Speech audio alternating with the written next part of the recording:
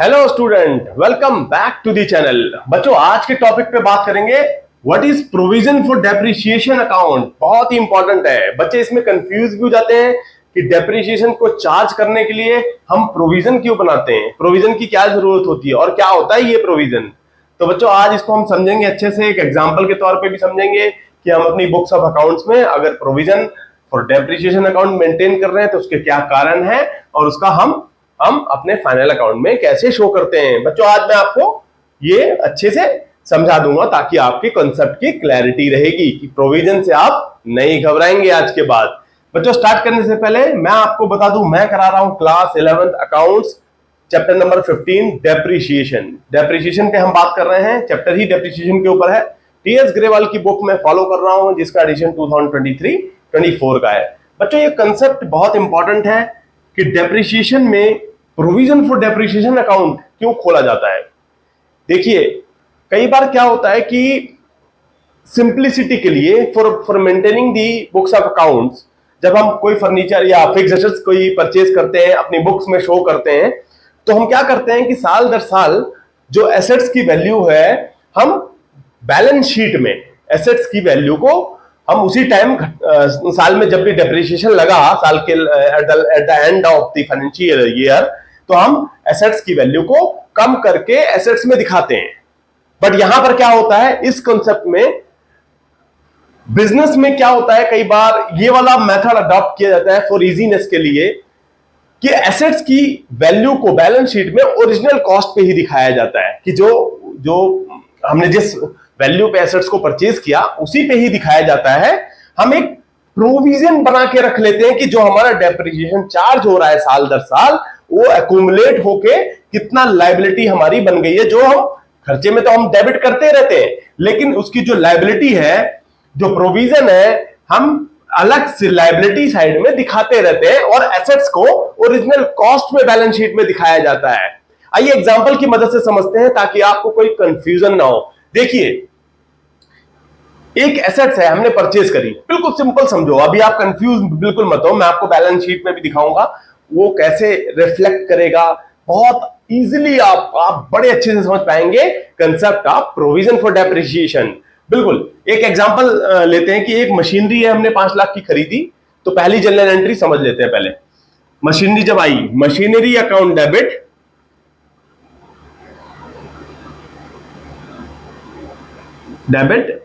To cheque से मान लो payment कर दी, टू बैंक अकाउंट, हमने 5 लाख रुपए की मशीनरी खरीदी जिसके अंदर इंस्टॉलेशन और वो सब ऑलरेडी मान लो लगा हुआ है, इंस्टॉलेशन, फ्रेट, भाड़ा वाड़ा सब लगा हुआ है। मान लो कि 5 लाख रुपए की हमने एक मशीनरी खरीदी। अब साल के आखिरी में हम 1 साल के यूज के बाद मान लो कि 20% का डेप्रिसिएशन इस पे लगता है। अभी सिर्फ मान लो एग्जांपल, हम आपको ये बता दें, डेप्रिसिएशन जब भी लगता है, एक तो 2 तरीके होते हैं। सिंपल, आप एसेट्स की वैल्यू को घटा देते हैं सीधा।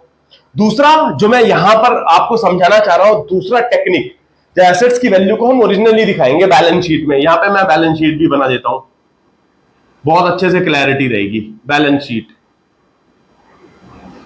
एज ऑन, ये मान लो 1 अप्रैल को खरीदी थी हमने, 23 को। बैलेंस शीट मान लो एज ऑन 31 मार्च 24 का है। मान लो ये आपका एसेट्स हो गया, ये आपका लायबिलिटी हो गया, ये अमाउंट, ये भी अमाउंट, ठीक है, एसेट्स का अमाउंट और लायबिलिटी का अमाउंट।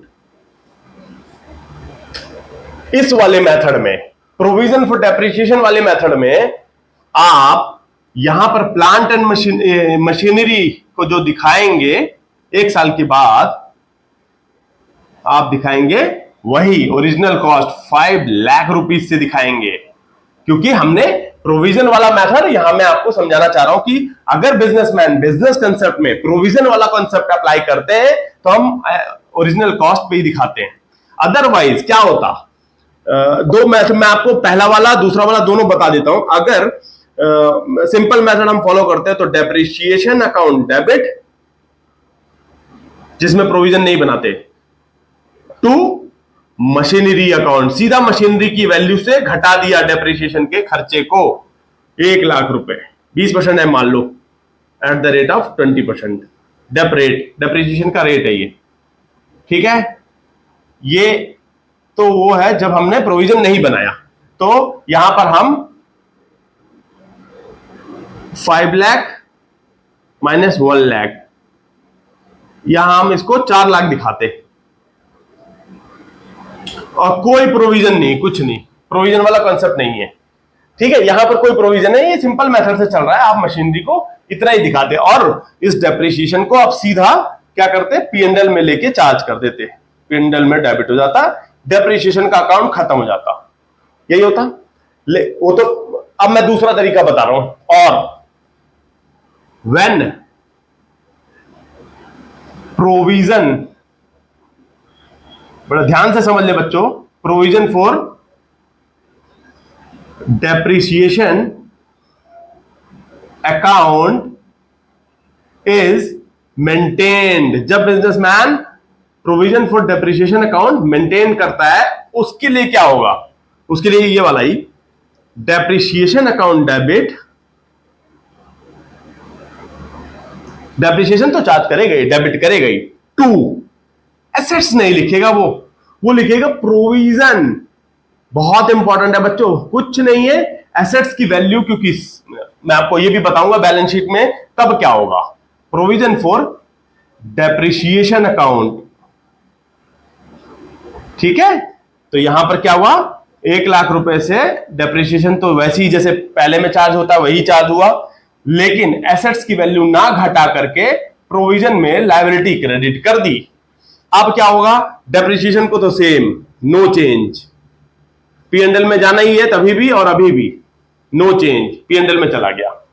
बस एसेट्स की वैल्यू यहां पर तब क्या होगा बैलेंस शीट में, बहुत इंपॉर्टेंट है बच्चों। यहां पर 5 लाख रुपीज से आप, तब 5 लाख से पूरा बैलेंस रहेगा एज ए मशीनरी का, डेप्रिसिएशन 1,00,000 का लग गया, तब भी हम ओरिजिनल कॉस्ट पे बैलेंस शीट में एसेट्स में दिखाएंगे। दूसरा, ये provision as a liability, provision for depreciation, हम 1,00,000 रुपए लायबिलिटी भी शो करते रहेंगे।